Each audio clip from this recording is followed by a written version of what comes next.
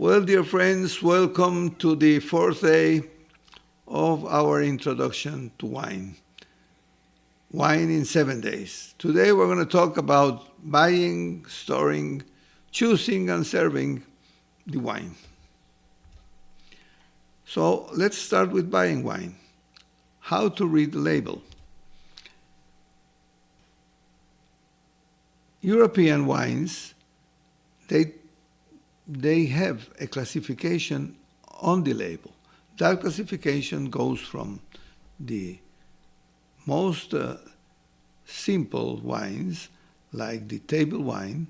They go to local wine, geographical indication, designation of origin, and protected and controlled designation of origin.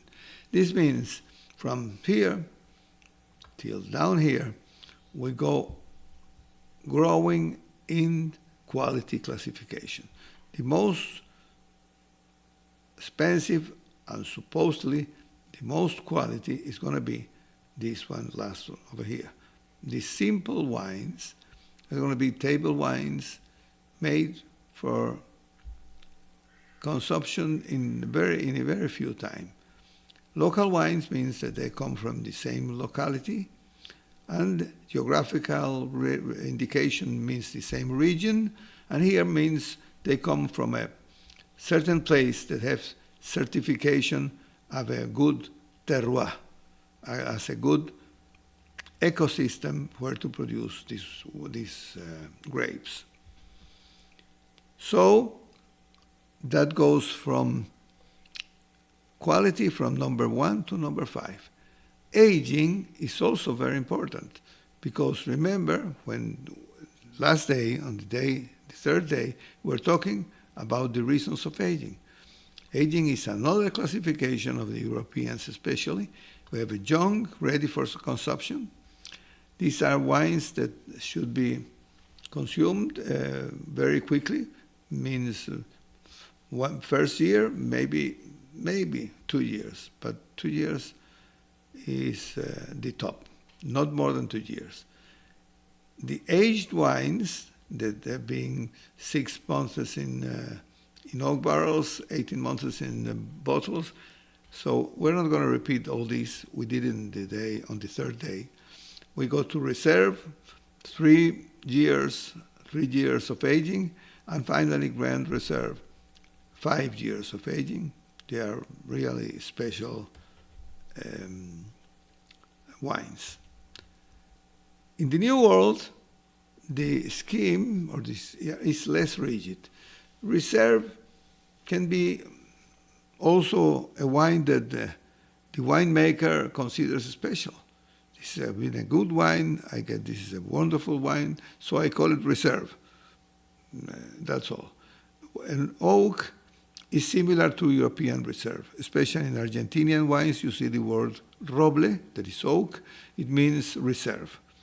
So, but not always. Sometimes reserve is, as I told, something that the winemaker considers special. So, when you get to not only to South American wines, but the rest of the world wines, everyone has its own classification, and it's not controlled. It tends to be, every day that we go on, it's going to be better, since we're going to be more controlled, and this is going to be more supervised. But even nowadays, it's not so much. What has a bottle? A bottle has, of course, the country, where it comes from, the year. In this case, if you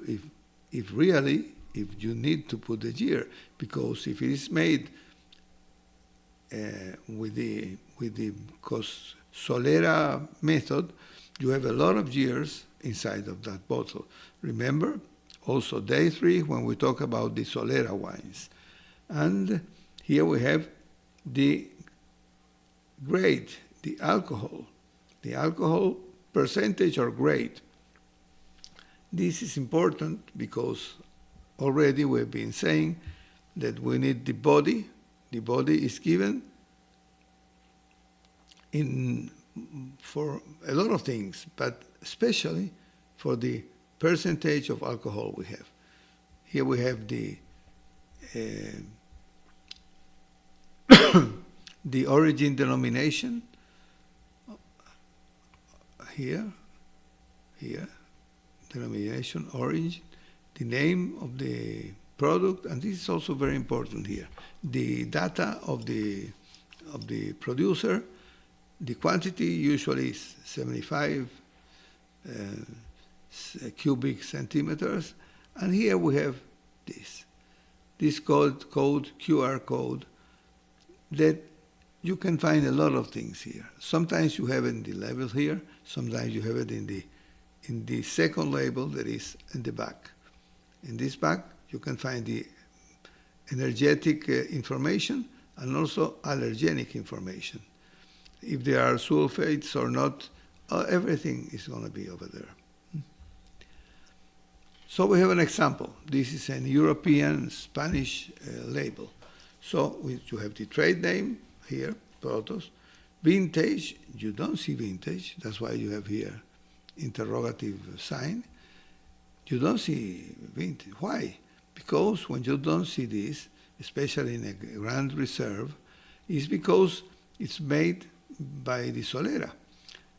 The designation of origin over here, Ribera del Duero is the designation of origin. The bottler is over here. The quantity is here. And the alcohol content is here. So when we see this, already this label, we know that this is a Grand Reserve. This means that this has been aging for 5 years. 5 years. And we know it's a full body wine because of the 15.5 percentage. And nowadays we have another label in the back that the labels is complementary. It's going to be a complementary to the first of all. Because as I've been talking, in the new world gives some information and the old world gives another information. But nowadays, both of them are trying to complete that information with a second label. And finally, with the QR code. Here, for example, is a description of the wine. And here you have percentage. So you know this is a mid-body wine. And this is from 2018. This is the denomination of origin. It's Valdepeñas, and so on. Here we have another one. This is another denomination of origin. This is Navarra. But you see, this is a full body, 14% of alcohol, and you get this. You get the code, the QR code. Here, if you are trying to get something you don't have here, nowadays you have this information. And this information is really, if not complete, is almost complete. It's a very good information for the consumer, where you have all the information you can have about the wine. Or almost. Here is a South American. This is a Chilean from Chile. This, as you see, the great importance to the cepage, to the variety of grape. Cabernet Sauvignon, this is a 2015 wine, and here we have this denominación de origen, this DO from Maipo in Chile. But here, in the rest of the world, they are not so strict with these DOs. These DOs depend and they are sometimes local, I mean in the country, maybe a Ministry of Production for Agriculture designs what is a DO and what not. And it comes from the country or it comes from a region. Instead of Europe, there is it's all one. You cannot have a denomination in Europe if you don't have it absolutely in a European committee. So in this case, this doesn't follow the rules of the Europeans. There are local rules to call this region like that. It doesn't mean that the European wines are better. That's not true. I'm telling you how to read this information. Everywhere you have better wines, you have good wines, you have simpler wines. It's very difficult to find a bad wine nowadays. You have a lot of technology involved in all this production, and usually you have good products. Even the very young wines are good wines. Conservation. Well, remember we've been saying that nothing is dogmatic, but in this case, it's almost dogmatic. Wine likes tranquility and cool temperatures. Well, this is true. Well, wine likes tranquility and cool temperatures. So, this is very important for us. Even if there are in some processes, this is not true, in this case, it's almost true, 99.99%. Now we have the wine. Which one do we open? What do we want? So we have to ask this question. What do we want to pair it with? What do we want to do with this wine? So we have to talk about wine pairing. And wine pairing has been important since the times of Emperor Probus. Good food and good drink have gone hand in hand. Therefore, it is difficult to understand gastronomy without enology, and also enology without gastronomy. They go together. Wine pairing is then the art of combining wine and food to enhance the flavors of both, so that they highlight and do not overpower each other. This is very important, and this is very, very important. So we're going to find some principles. Remember, nothing is absolute, and it will depend on the consumer's taste. Generally speaking, these are the principles: intensity and weight. Light dishes, they go with young or white wines. Like fish or salads, they pair well with young and white wines.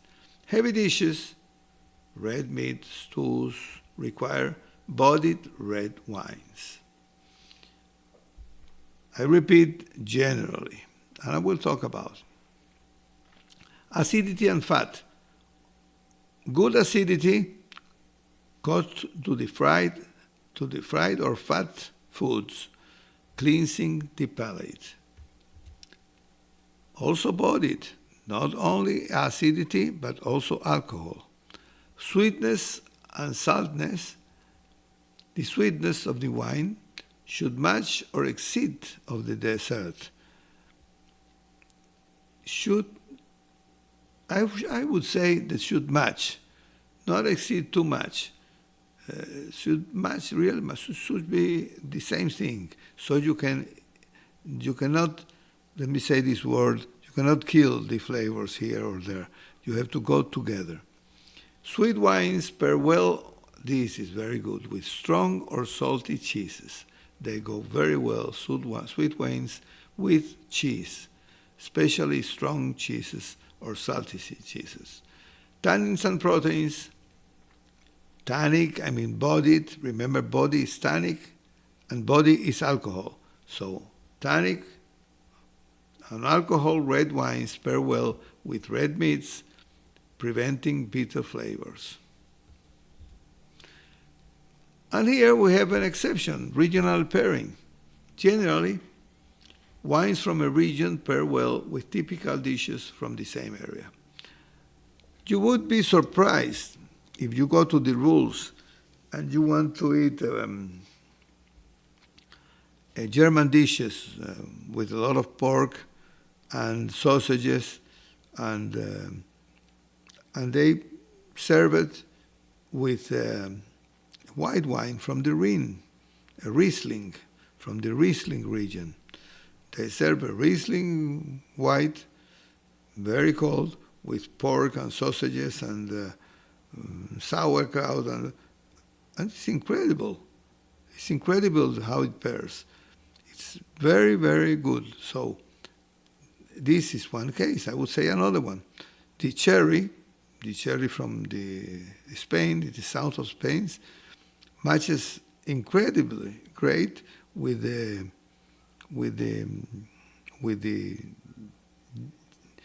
ham Ibérico de Bellota, or Serrano ham, or Ibérico de Bellota, the cured hams made in Spain. They match incredibly well with the cherries, with the Spanish cherries, with the Jerez. So try them and then decide. If this is not that you say that red wines go with meat and the other ones go with fish, it's not that simple. It's not that simple. So try and remember, the best wine is the one you like most. Knowing these principles, but remembering the best wine is the one you like most, as I said, we will select the wine. And how? How do we serve it? Bottles, glasses, decanter, we have to know something about it. So we go to the wine service. You see? Not all the cups, not all the bottles are the same. There are a lot of bottles. We're not going to talk about it, but only to know a few of them, the most important. The parts of the bottle, very easy to remember. This is the mouth, this is the neck, the shoulders, the body, and the end. These are the parts of the bottle, like the parts of the human body. Here are the most important bottles, but most popular bottles. These are the bottles from Bordeaux, mostly for used in red wines, and these are bottles from Bourgogne, the other region in France. Those are the most seen bottles of wine. Or you go to a Bordeaux bottle, you go to a Bourgogne. So it calls Bordelais and Bourgognes. The bottle of the Rhine, of the Germans, the shoulders are different, and it's longer up here. The neck is longer. It's characteristic. Nothing really of great importance. The bottle from sherry, from the region of Jerez in the south of Spain. And finally, the champagne, or not the champagne,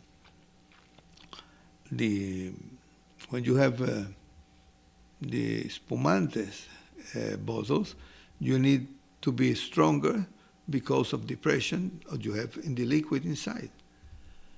And Bordeaux bottles, they go with Bordeaux cups. Bourgogne bottles go with Bourgogne cups. White wine couples go with this cup. The champagne or cava wines, they go with these fruit cups, because you need to see the bubbles. And there are two things important in these wines: is the size of the bubble and the persistence of that bubble. So you see this easily in this kind of cup. Finally, the dessert cups, they have usually this form. And we get to the tops of the bottle, to these. They are made of, usually they are corks, but nowadays to find this part of this tree, that is the Mediterranean cork oak, it gets to be renewed to 10 to 12 years. So this production is inevitably arriving to its end. So the producer has to do something to go on. So Here you have the usual and standard natural cork. Here you have the things you start to do to get them. Here this is like rest of this cork that you put it in same and you fabricate this. So this has like a special glue inside, and these are not really good corks. They are used to wines that should be drank in a short period of time, maybe not more than 4 years. And usually, I have found that usually these are not really good for the wines. This is a biological product that can get spoiled. When it gets spoiled, the wine also gets spoiled. When you try that wine, you see it's bouchonné. It means you have a very bad smell of spoiled material that goes into the wine, and you have to throw it away. You can do nothing with that wine. Don't try to cook with that wine because you're going to spoil also the food. Just throw it away. And now you have these are specials because they have to hold this pressure you have inside the bottles of champagne or cava. And now there is new possibilities. These ones are getting every day more importance. These are pressurized, but you can open with the hand. Here these are plastics. Here there's another presentation. I don't know how this presentation is called in English. Anyway, this is the same presentation, but maybe designers design over here to get them better. But that's all. That doesn't mean these are good or bad wines. These are wines made to be drank in a very short period of time. That's all. Sometimes they are nice. Here you have a lot of methods for opening that cork over there. I have a friend that has a collection of these and has more than 60 of these apparata. It's incredible, but this is the one I prefer. It's very easy to carry on and very easy to work. And this is the way. This is the way you should do it. This is the way you should do it.